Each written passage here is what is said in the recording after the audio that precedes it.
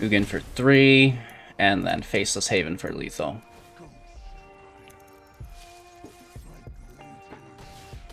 We love it.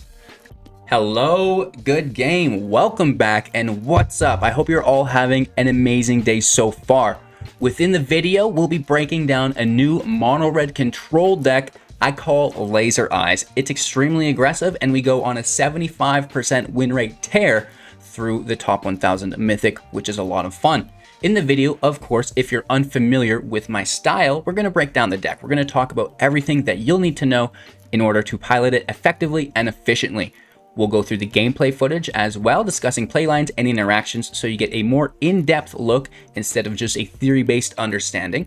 Of course, we'll wrap up with my final thoughts and deck review. This is going to give you, the viewer, a good idea whether or not the deck is right for your personal playstyle and, of course, your wildcard collection. If you haven't already done yet, smash that thumbs up button. It really helps support the channel in more ways than I can ever explain. Subscribe to the channel as well if you want to get in on our contests. We've got a D&D rare playset going out next, so definitely get in on that. And if you're looking for any information, any community links, you can find that within the Linktree link description below, or just give it a Google. Thanks again, and let's get into it.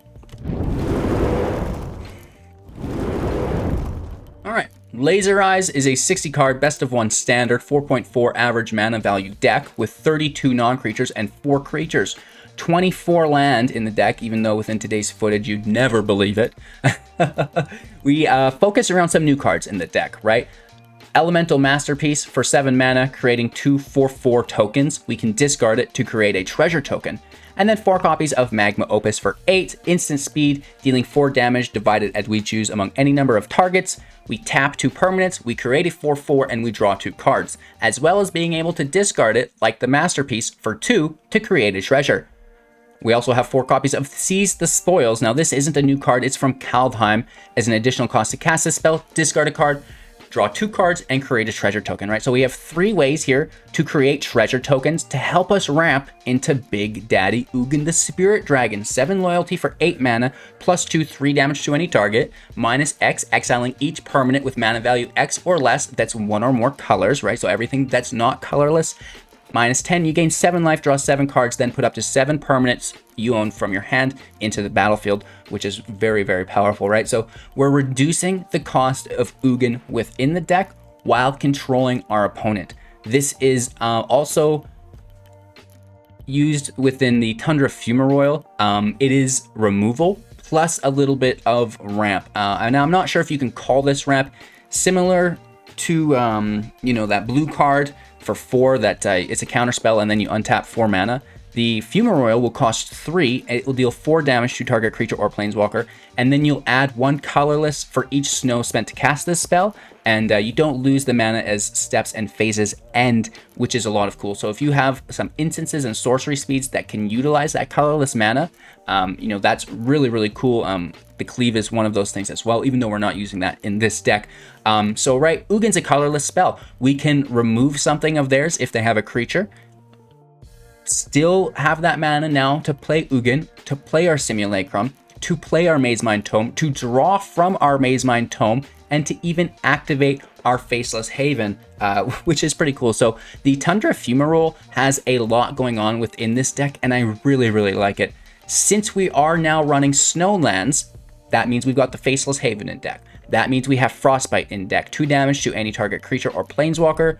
If you have 3 or more snow permanents, deal 3 damage instead. So that's really good. Only 2 copies of it in deck though, because we focus around the removal that helps us maintain our mana base within the Fumarole. And then we just, take card advantage through things like Draconic Intervention, comboing with the Masterpiece, with the Opus. As an additional cost to cast a spell, exile an instant or sorcery card from your graveyard, right? That's why I referenced these, because we'll be discarding them to our graveyard to ramp, so we know that they're already going to be there. Intervention deals X damage to each non-dragon creature, where X is the exiled card's mana value. If a creature dealt damage this way would die this turn, exile it instead. And then, of course, you exile the intervention because it is too powerful to go to your grave. And we also have Storm's Wrath, 4 damage to each creature and each planeswalker. So there is a ton of field wipes within this deck, and that's the reason we only have 2 Frostbites. We mentioned the Tome. You can tap it to scry, pay 2 and tap it to draw. Every time you tap it, you'll accumulate a page counter. When there's 4 page counters accumulated, sack it into exile, gain 4 life.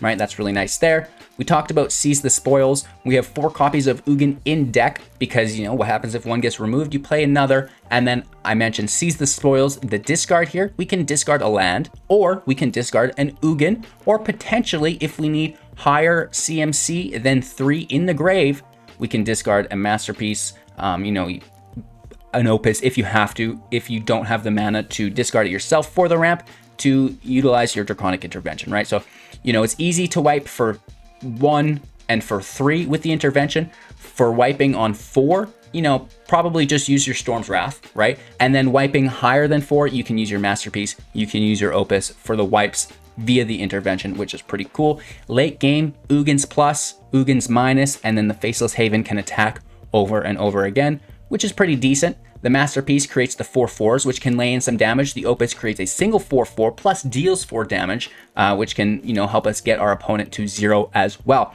It's a very simple deck. It's a very effective deck, and I like it, right? So the Masterpiece and the Opus really helped this deck out. You used to have to run that artifact style mono red deck to help get your ramp into Ugin.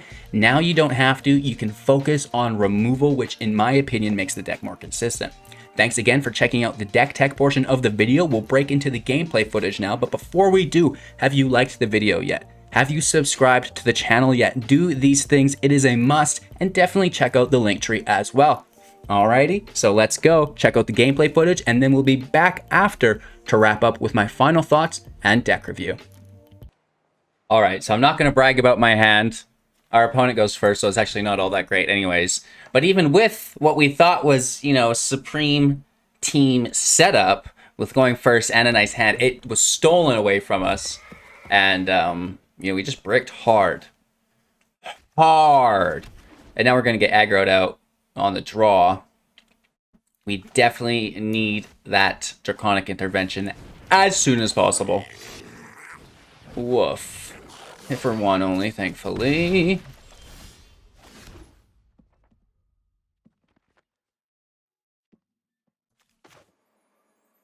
We have to find it first, or else this is useless. We do have the Fumarole into a draw. Hopefully we can just find Draconic Intervention. They have the Faceless Haven, which makes this whole thing a lot harder for us. A lot harder. Oh no, that's not it. Hit for 3.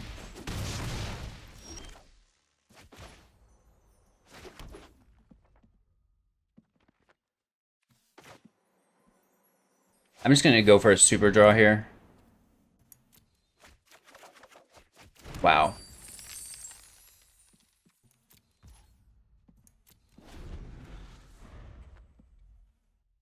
Not good. Faceless Haven hits us here too. No Haven. So they have a cleave? Yeah. Wow. Today's video is going well, I see. Come on.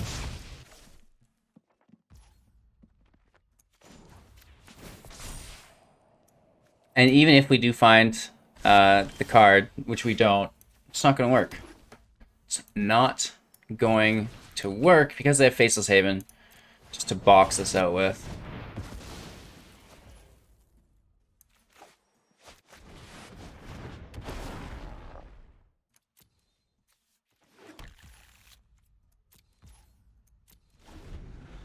Down to 8. I mean, they can't cleave and Haven. That's maybe our saving grace here. They're also gone to attackers now, so there's no Haven. It's just the Chargers. Cleave can't equip at, you know, this phase, so... Ooh.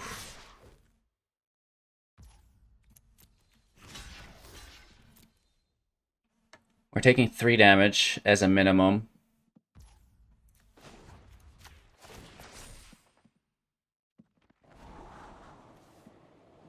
With 5. This is 6. That's 7. But it's not a wipe.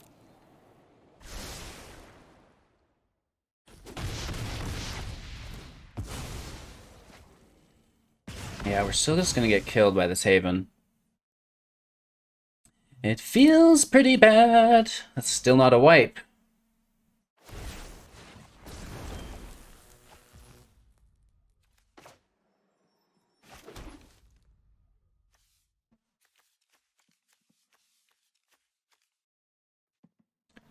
Seven available mana. 4 life at the ready. This would spend it, take us further away from Ugin.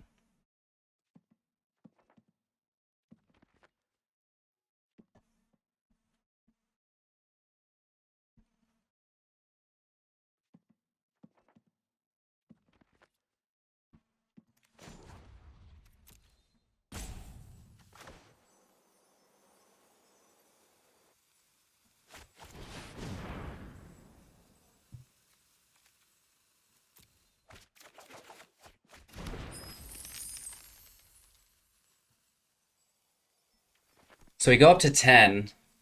We're getting hit for 9 as a minimum.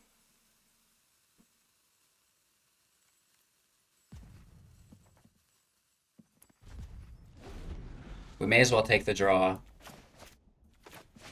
We could have actually taken the draw there. Well, no, because our... Ugh. That makes it a lot harder. But then there's no Haven here. We do get our wipe.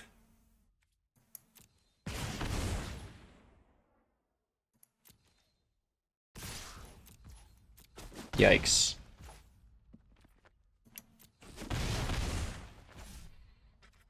We do get the XL, so no damage.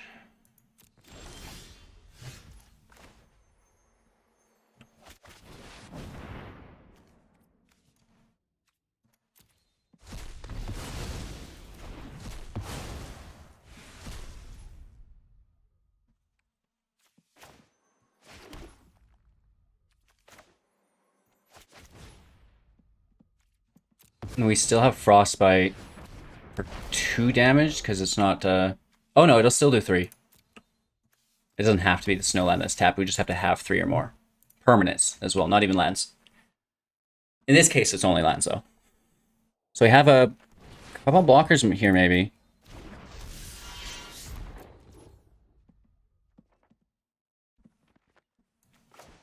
We need to save this for the Haven.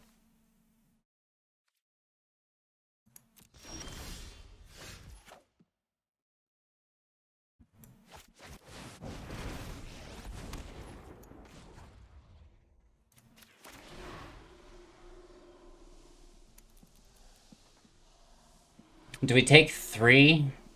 Or do we take 6? Probably 6, eh? I know that's super risky because they can stomp on us now.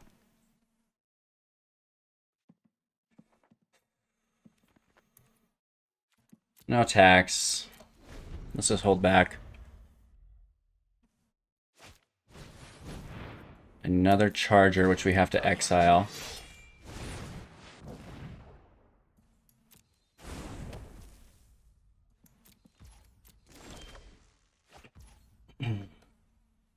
Okay.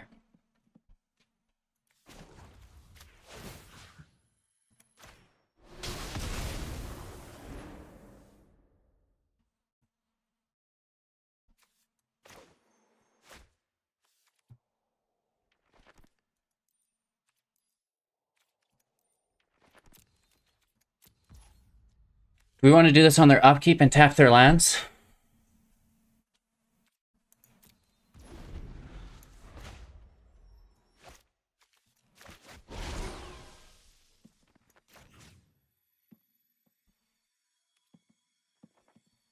Yeah, because if we have 9, so if they have a Boulder Rush, we can still snipe it.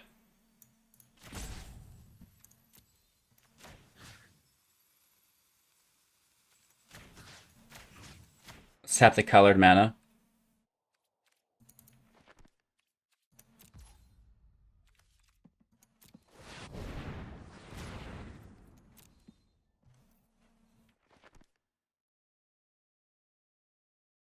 We might get this. This is going to be risky.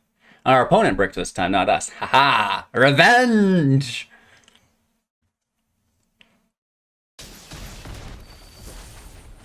Okay. So we go down to 2.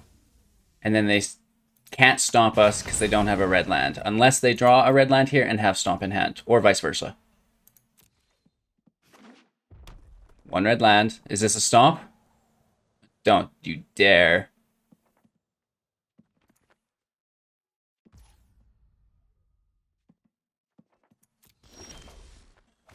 Okay.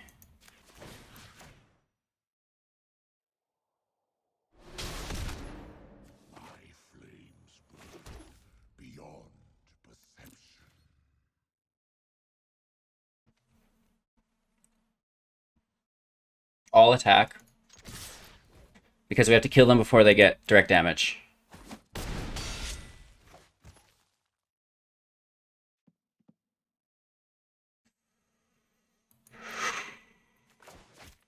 We can discard 1 Masterpiece to make the blue mana for the next. This is okay, right? We can just blast this.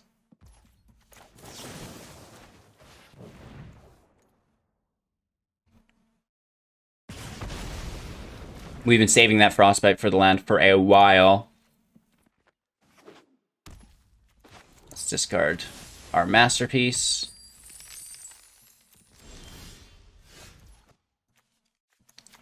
Ugin goes up. So we could do this a couple different ways here, right?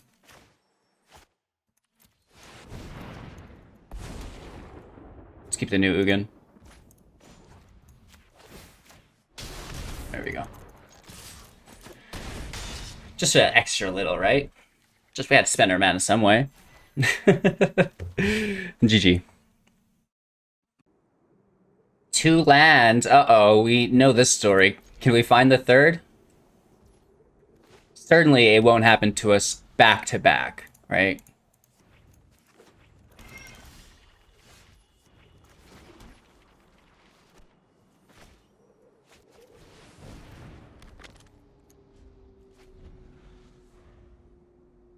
Tome to find the 3rd land.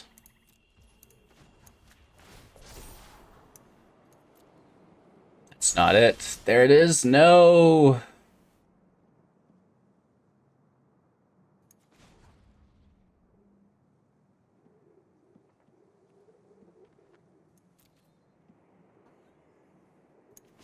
Let's take a draw. Come on. What? Maya, why can't we find land? 2 games today. I'm running 24 lands here.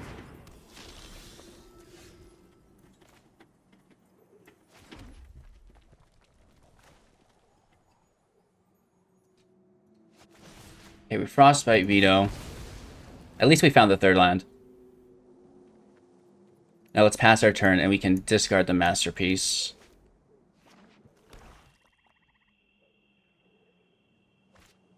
Another!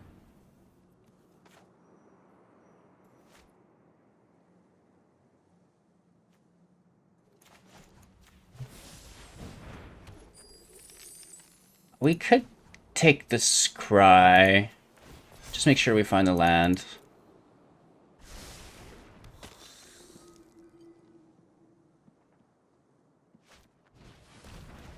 Looking for a field wipe here, I guess, actually, no. Simulacrum, just grabbing more lands, right? At the end of the day, if we just ramp, we'll be okay. We have life gain through the Tome. We're sitting on 6 available mana.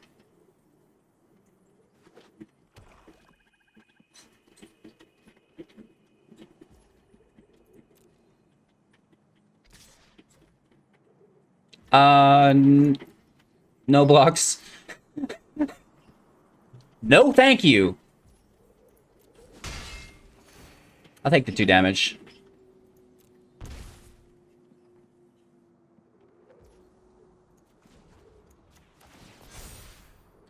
Let's grab that life. Take the Scry.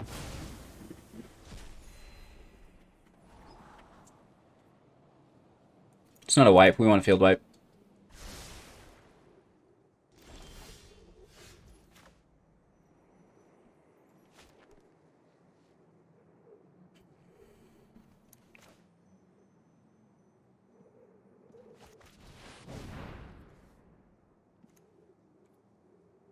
This is risky. We better draw a land here. If we don't draw a land, I'm going to kick myself. We could have tossed the spoils, but if we draw a land... Aha! We can just continue to dig for Ugin, right?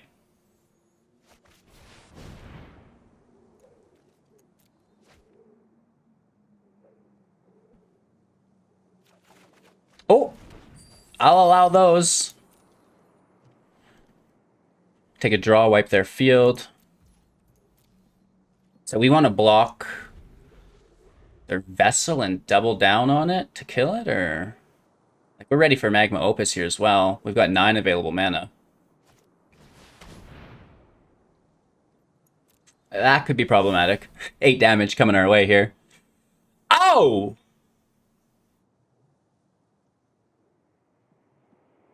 What else you got, Willis? Mogi's Favor or something? So we can't block it. Bummer.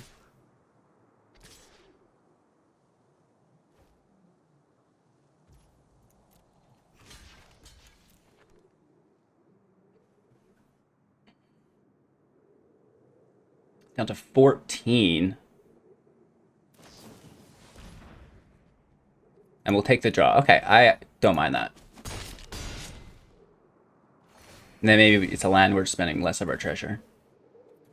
Or it's an Ugin! Oh, an exile. That is good on the vessel. We have Masterpiece. Perfect.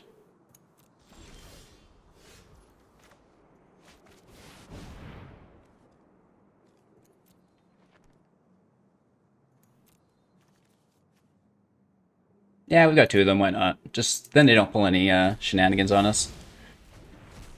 We didn't have any.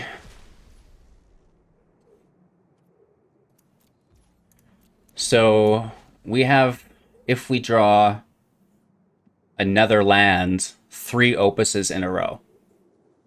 That's good for us. We're also ready to play Ugin. At any point we draw Big Daddy, which is cool. So things are feeling good here. And we have 2 more wipes. Nice. So instead of doing it at their upkeep here, I'm going to wait and see if they play a creature to fry.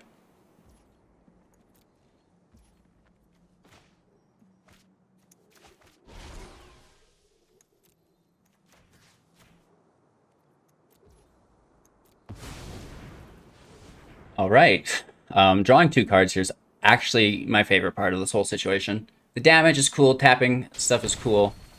The 4/4 is cool. But the drawing of 2 cards... Ah! We are good to go.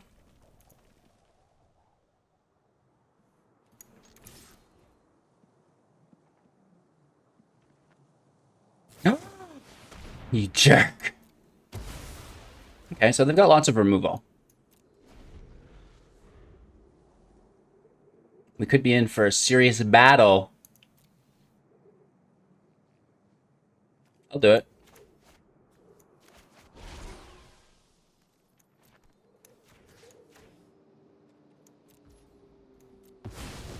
Draw 2 more cards. We're gonna get Ugin eventually. Maybe. Our turn. Let's try and take that hit again.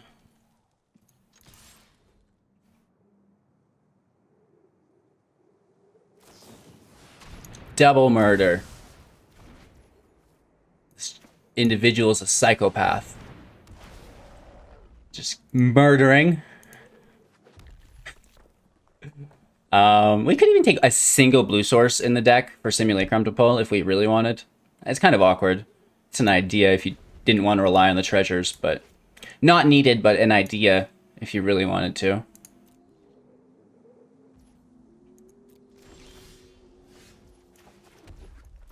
And we pulled enough land in this match to make up for those others in which we bricked easily. A 3rd murder. So they'll have to double down on this.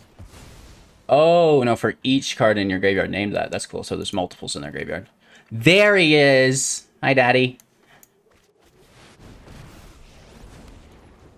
And of course, we know that we've got 3 more copies as well.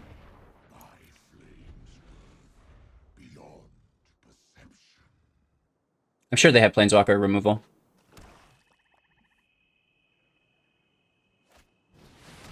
The Worm. So we can fry that really easily.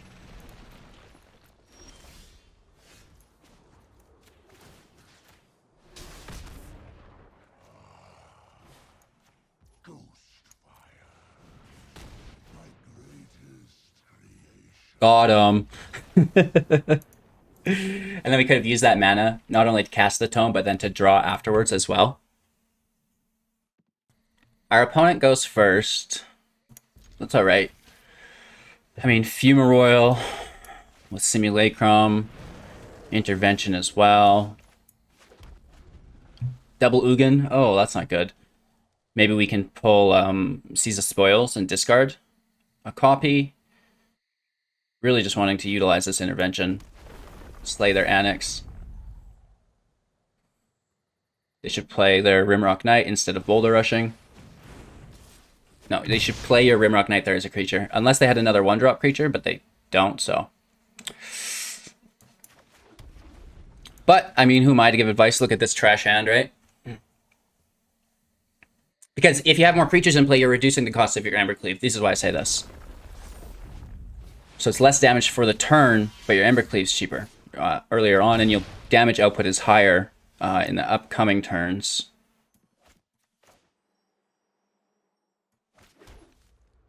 We have 2, so I don't mind wasting 1 this turn.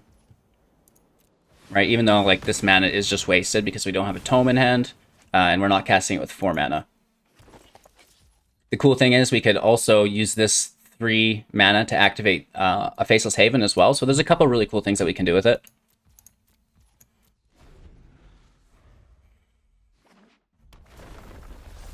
Torbran? Okay, no. Oh, nice. This is going to be a good wipe next turn.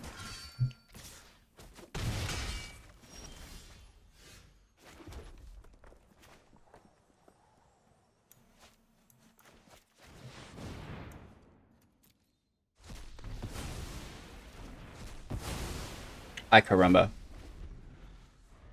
And now we still have our Fumarole with Mazemind Tome, or even with the Simulacrum. We have enough to get that done.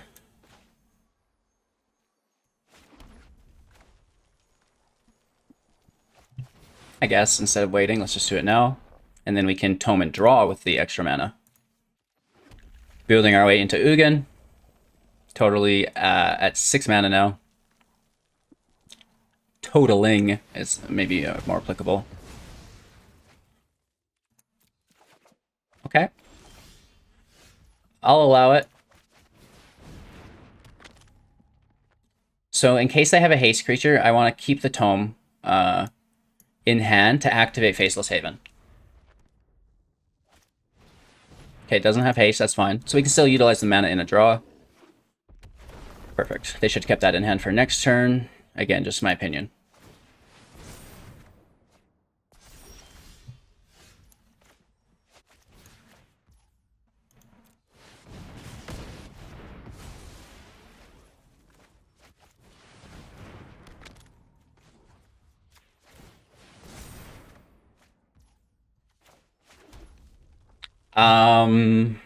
At this point, you know, we can just hold up the fake, I guess, and then potentially discard the Masterpiece for our 8th mana for Ugin. Yeah.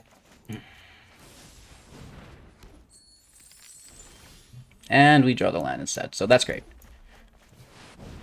Perfecto, right? That's working exactly how we want it to. And we have plenty of backup in hand.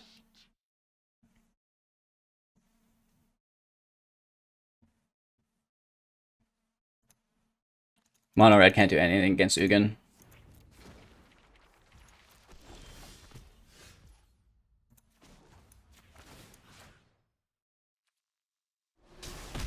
We pass our turn, use Magma Opus.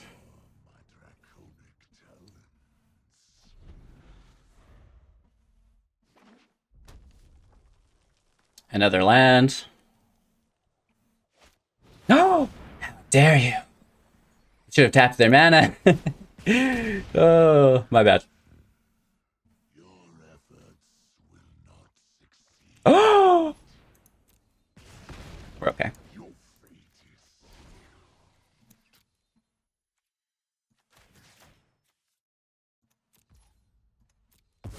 Four damage. Plus we get a 4/4.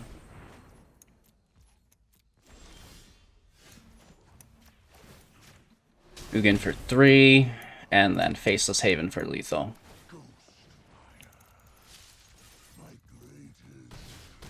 We love it. Okay, the deck's feeling pretty good, in all honesty, when, you know, we work out those mana issues. Oh, 1001. I like that. That's unique. 101 would be better if I'm being honest, but you know me. Okay, so let's see how this pays off. I mean, it looks good. We have the Opus to discard. We have the spoils on turn 3. And we have the field wipe if it's an aggro deck. Could still be a horrific blow up. Oh, and we play first. Finally, a fair match. Cycling.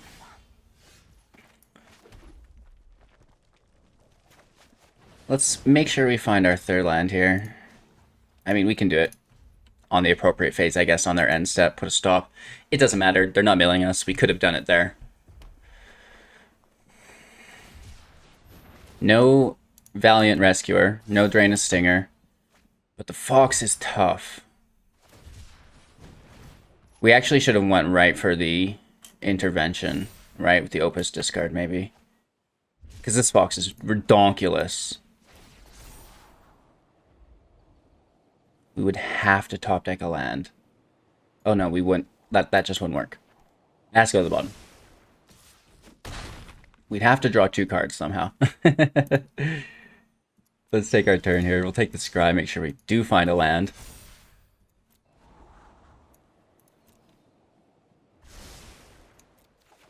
That's not a land. Uh-oh. Very bad. So if we don't top deck a land next turn, well, I guess we can still hit for 8. We might get 1 extra turn, but like it's goes to 6 here, and then next turn 10.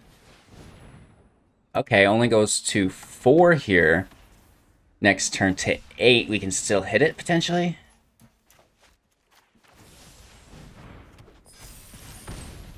Let's put our stop on our upkeep so we can scry again.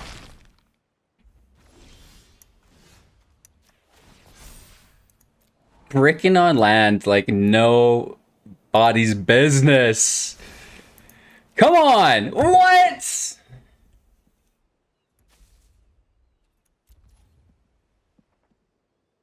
I mean, we can kill it. Man, that is so stupid.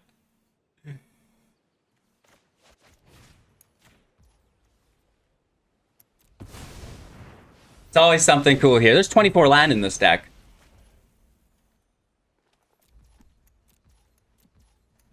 Typically, we put that mana, you know, into the tome. So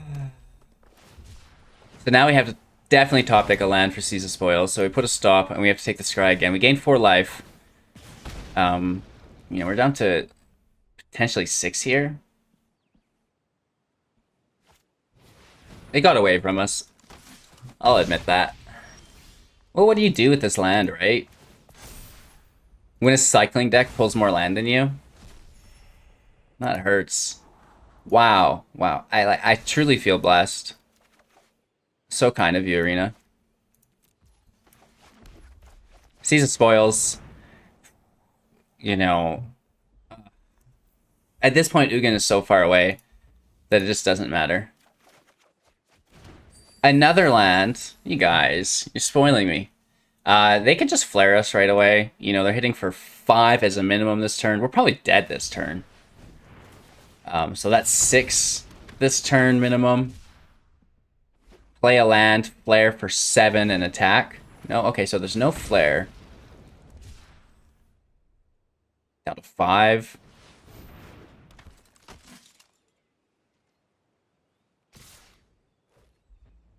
Down to 4 on their turn. A woof. We do get the wipe, but again, they just have a flare.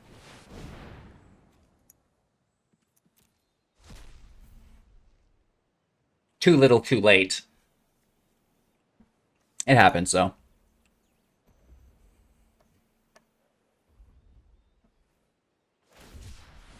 Get that extra damage in, down to 4.